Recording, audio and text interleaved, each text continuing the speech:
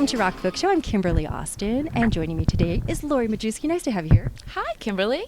Well, we are actually at Record Runner on, what are we, East, West 4th? West 4th and Jones Street, and I actually worked here as a teenager. Is that why we're here? This is why we're here. It's also the unofficial Duran Duran headquarters. Basically, they used to sell my Duran Duran fanzine here, and people around the world, I'm not kidding about this, people around the world who were Duranis would come here all throughout the 80s and 90s to get their 12 inches. And by the way, it was also voted the #1 Madonna store by the official Madonna fan club. So this place has a lot of people really, they have places in their hearts for this place. I was wondering if that Duran fanzine gave you any cred as you were putting this book together. Cred, yes. Well, you didn't really need any. Oh, no. I just meant, for many years, we Duranis, we walked around with our heads down like this, because it took a long time for people to appreciate this era of music and to give a band like Duran Duran its proper due. But 35 years into this, Duran Duran are still going. They're still challenging themselves, still making original music. They're not just touring with the hits. As we say in the book, they're the Rolling Stones of this era. For real.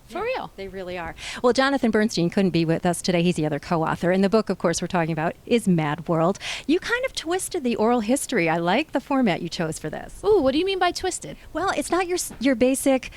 Somebody tells a story, the next guy tells the story, the next guy tells the story. You have this nice intro, then you have mixtapes at the end. Tell everybody how it's set up. Well, we let these artists speak at length. When you read about them back in the day, whether it was smash hits or star hits or Rolling Stone, you get a couple of sentences at a time. But here they are telling the story of their lives, the journey to their most seminal hits. So it really was only fitting that we let them speak at length. And for most of the chapters, it's actually their monologues. Mm-hmm. So you get to hear the vocabulary, their word choice, you get to hear their language. And for me, it was like, when I read the book today, yes, I sat there for most of the interviews, but I hope that the readers take away from this that it's like sitting with your favorite 80s idol and hear them tell you the story of their career. Yeah, that's a very honest tone to the book as well. I'm glad you think that. I really think it is really honest because we took that route and let them speak at length. I was really surprised. I mean, I've known the Durans for years now, having run their fanzine and stuff.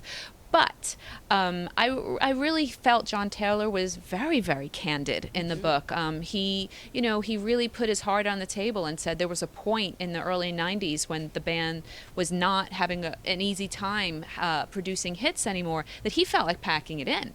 And, if it weren't for Nick Rhodes standing there saying, "We're not going anywhere," he may have crawled into a hole.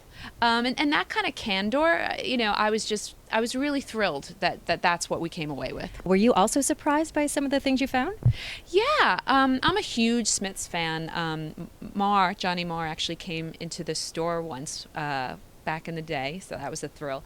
But I was really surprised that Morrissey said in the book that the other Smiths, he felt they were embarrassed by his lyrics for How Soon Is Now, their most epic song. The lyrics, "I am human and I need to be loved just like everybody else does." And we've come to know these as like seminal Morrissey lyrics, but just think about hearing those for the first time. I mean, the fact that he thought the other Smiths were embarrassed. I asked Andy Rourke about it, and he said absolutely not. We were always intrigued. What is he going to say when he gets into the vocal booth and sings those lyrics for the first time? And when he did unleash the How Soon Is Now lyrics, Andy Rourke said they were blown away. So I guess Morrissey was, insecure then, insecure now. Mm-hmm. Well, it's funny you mentioned that about the lyrics, because a lot of these songs are some of my favorites. One of my all-time favorites, "I'll Melt With You." I've heard it how many millions of times, and yet I never listened to the lyrics like they were broken down into the book. It was amazing. Well, it's funny. I mean, so how many of you guys out there know that "Melt With You" really it signifies, I will make love to you while we are melting during a nuclear holocaust. I mean, not many of us picked that up, but Robbie Gray said that the nuclear threat definitely played a part in a lot of his songwriting. And, that was true for a lot of the bands during this era. I mean, think of Nena, 99 Left Balloons, right? Dancing with Tears in My Eyes by Ultravox. These were songs that, even though they seemed like, shiny pop songs on the outside, on the inside, they really were talking about, the culture of the times and the nuclear threat. And Pitbull, I don't hear him today, putting that kind of stuff in his songs. And you could say that there's a new Cold War happening, right? But no, today's pop stars aren't really going deep like that. No, and actually also I enjoyed what Alison Moyet said about feminism. Oh, yeah, absolutely. That's one of my favorite quotes in the book. Allison, in her Yaz chapter, she says that, women today, women back in the day, it was actually a much more feminist time. And if you really think about it, she's right. I mean, they weren't taking their clothes off. Annie Lennox was dressing in drag. The Bananarama girls were dressing like extras in a Charles Dickens novel-made movie. Whereas today you have the twerking, and Allison actually told us, a good few months before the VMAs with Miley Cyrus and the whole twerking bit, she actually predicted that in our interview. She said, what would be shocking if a girl didn't stick out her, butt to be penetrated on stage. And I thought that was so prescient because it's true. I think there's a lot of great things about Miley. I think she is a really tough chick. But I just feel like, why do women have to put themselves in that position? And Allison felt that they didn't back in the 80s. And Terry Nunn as well. Ooh, Terry Nunn, I love her. She's a rare bird in that she is part of the whole LA American New Wave scene. Despite the fact that Berlin is named after a city far, far away that actually started the whole synthesizer thing with Kraftwerk and Bowie's Sound and Vision period. Berlin was based in LA, 6,000 miles away. They loved the synthesizer thing, but you know what they mixed it up with Terry Nunn? She said, I want to be glamorous. I want to be beautiful. So that whole old Hollywood look, that was what they were going for with Berlin. And I like, though, that her strength, though, came from Grace Slick. Yeah, I mean, what's so great, Kimberly, about this is that I'm talking to my idols, but they wanted to talk about their idols. Yeah. So, that's where I found solid ground with, equal footing with these stars. When I was talking to Dave Gahan, it actually didn't end up in the book. Maybe next time, maybe next book. But, it was hard because I wanted to talk about Depeche Mode, my second favorite band. But we really found that solid ground when we started talking about his favorite artists. And we brought up punk and David Bowie, who he says David Bowie, which was so cute. But he said that, it wasn't the Sex Pistols that he looked up to, it was the Damned. He said that he was a member of the Damned fan club, and he had a bat like the insignia for Dave Vanian hanging from his mirror. So that's the thing. It's like Terry Nunn and Grace Slick, Vince Clarke and Simon and Garfunkel, believe it or not. They were at their best during these interviews when they were talking about their heroes. Well, you mentioned the man, Bowie, and all roads lead to Bowie, apparently. All roads lead to Bowie, and Nick Rhodes leads to Bowie. I mean, in that foreword, he really talks about the fact that David Bowie, musically was everything to the people in this book, but he was also someone who opened up the world to everyone, and I really related to that. As Nick Rhodes talked about the fact that he had never left England, when he was a young person, and he saw David Bowie, not only traveling all around England, but all around the world. He really felt like that gave him the impetus to get out and be a rock star and to break out of England. And I felt the same way about Duran Duran. I mean, my first trip outside of the U.S. was to go see them in concert. And, I might be one of those passportless Americans that everyone talks about, if not for Duran Duran. I mean, I've traveled around the world to see them, but also think about it. They showed us, videos that took us, to Sri Lanka, that took us to the Caribbean. They opened up the world to us. So I think the way Bowie gave to them, the New Wavers, New Wave gave to us. And that's why this book has been such a hit, I think. So people like us, we're like, wow, this just, it makes us feel so good because it's the music, it's the soundtrack of our lives. Yeah, it is. And it got Moby out of Connecticut, too. Yes, absolutely. That's cute. He wrote the afterword about growing up in Connecticut and how escapist new wave was for him. I mean, think about it. Ultravox, Vienna. You know, it's funny how In Excess told me during their interview that people thought they were Austrian instead of Australian.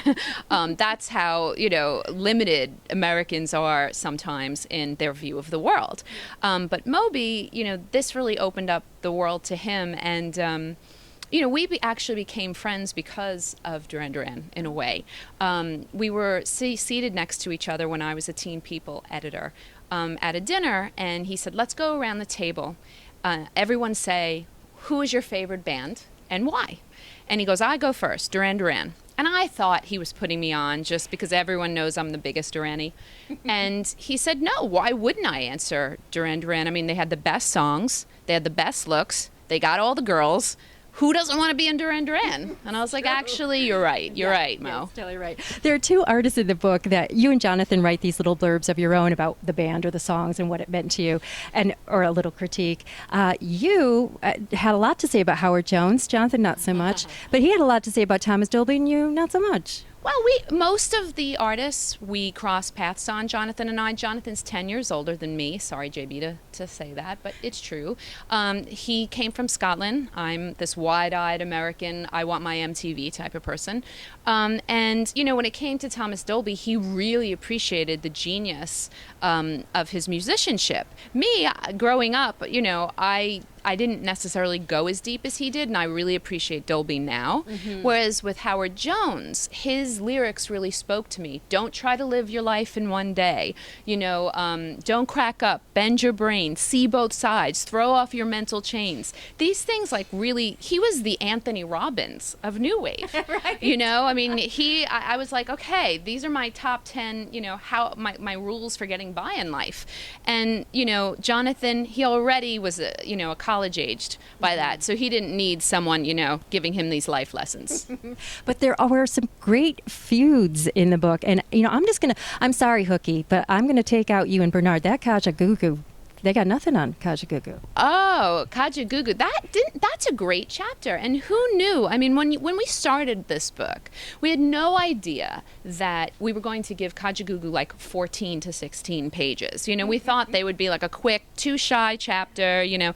And then, you know, you realize that there's so much more to it. I mean, Lamal was one of these young men who was, you know, sexually ambivalent. Girls liked him, guys really liked him. You know, it turns out he was, you know, coming to terms with his sexuality at the time, and also he was very segregated from the rest of the band. The rest of the band had been together for a while when they brought Lamal on board, and you know, they ended up kicking him out after Too Shy, at the height of their fame. That was crazy.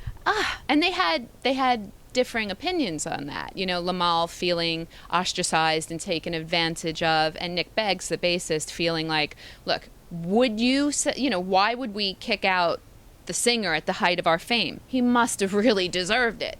I mean, so it's interesting that 30 years later, they're still going at it. Yeah, and another story in the book that I had no idea I was going to be so interested in, and almost skipped the chapter, was Animotion.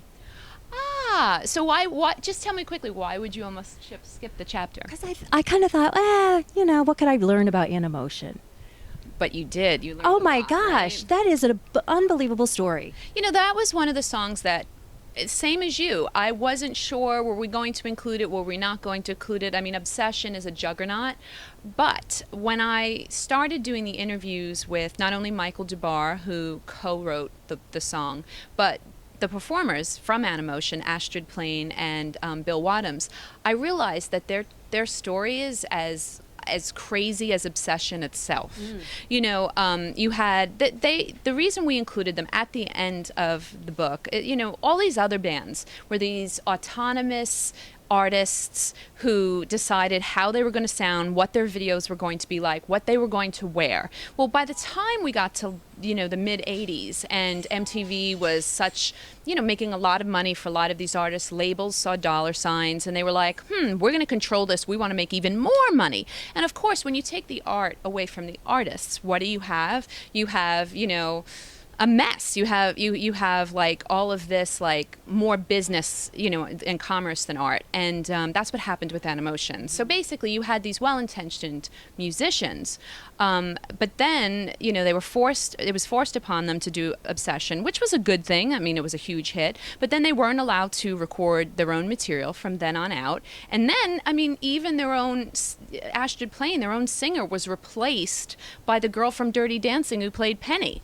who was also married to Richard Marx. Right, who was their manager. Wow. So it just shows you how dirty and gross the business got, and no wonder why Animotion never went anywhere after that, So I think it was a cautionary tale that we wanted to include to show this is what happened to New Wave. In the beginning it was all adventurous and autonomous and experimental and weird and wonderful, but by 1985, what happened is that, all the people at the labels saw dollar signs and took it over. It was sad, very sad story. It was really sad. But Lori, let me ask you this. Do you think New Wave would have been as big or as long-lasting without video? Are they just so entwined? Here's the thing. I think the reason that this era of music gets the short shrift, it always does, is because of video. We think men in makeup and video is the reason Duran Duran exists.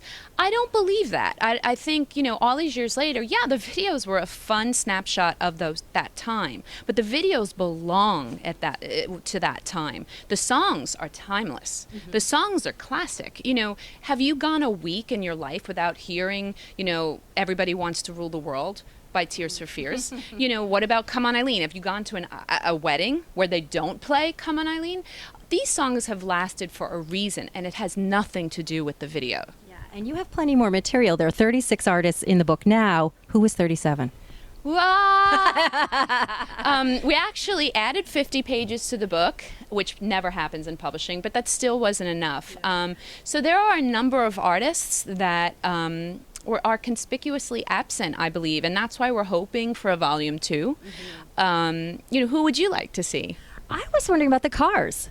The Cars, I was in touch with Rick Ocasek's assistant, and it was one of those things that, the book was due right after Labor Day, and there were like 5 or 6 bands that we really wanted to cram in, but it would have meant actually cutting from a lot of the chapters that we have right now. Mm-hmm. So, since the book's selling really well, we hope that we can put those into the next volume. Is there anybody, though, you left out that it's just killing you?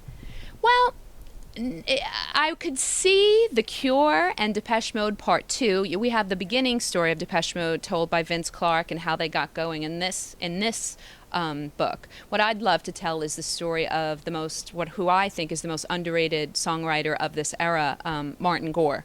How did he pick up the pieces when Vince Clarke said, "See ya"? How did he turn Depeche Mode, into the biggest electronic band of all time? That's a story that I want to tell in the next one. And The Cure, I think, is also another one of those artists that, The Cure, Depeche Mode, and the Smiths, who are in this book, the current book, those 3, they're like the holy trinity of, not just new wave, but alternative music. Yeah. So they took what was this fun little, trendy thing, new wave, and they transitioned. And by the end of the 80s, I mean, The Cure and Depeche Mode were playing stadiums. And I believe the Smiths would have been had they stayed together.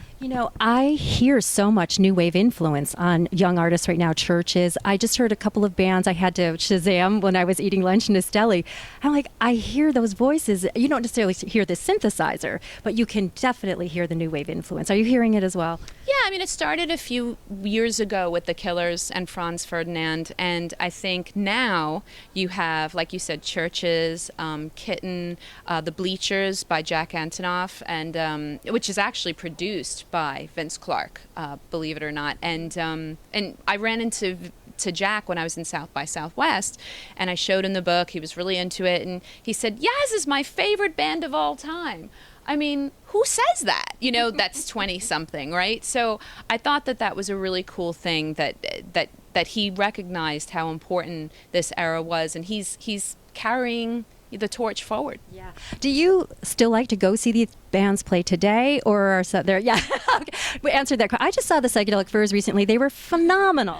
Yes, I saw them in Montclair a couple of weeks ago. They were really, really great.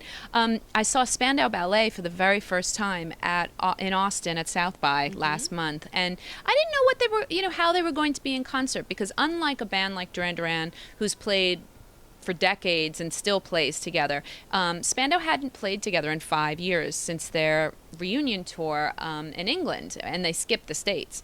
So here I was, what are they going to be like? What's the chemistry going to be like? They were fantastic. The chemistry was amazing. Their musicianship is far better than I would have ever imagined. And those songs, I mean, when they played True, the whole place was just singing in unison, and it felt really special. Like, it felt like a moment. And that's, I think, you mentioned Martin Fry before. I know that ABC is one of your favorites. You have ABC, Martin Fry says, look, we're taking our victory lap. We're going around the world and we're saying, I know you love these songs, so we're going to play them for you. But then there are bands like Erasure, Vince Clarke's Erasure, and the current Depeche Mode, and Duran Duran. They want to create new music. Yeah. And so, I actually give props to both. I'm just very proud that, I chose Duran as my favorite band all those, years ago, because they're the gift that keeps on giving. I still get new music from them every few years, and that's a wonderful feeling. Yeah. Well, the book is phenomenal. It's called Mad World, Volume 2. We hope so. Even Madder World. Oh, excellent. See, that's where this thing's going. And you're out on the road doing some book signings and things like that. Yeah. We were in LA, and we had Annabella from Bow Wow Wow come out, and this weekend we're going to be in Brooklyn, and we have Terry Nunn who's going to be there. So it's been nice, because this isn't just for us. We're sharing this book with all of the fans that love this music, and to also be able to help the artists get back out there. Terry Nunn has a new record out with Berlin, Animal, and so it's been great promoting this. We did a TV show together the other day, so it's nice to I'm helping her, she's helping us. It's a really great new wave spirit. That is so great, and I can't wait to meet Terry Nunn. I'm so excited. So lovely and so pretty and so tiny. Oh my God. So beautiful. Great. So beautiful. Well, Lori, thank you so much for being here. Congratulations again on the book, and come back for Volume 2. Oh, thank you so much.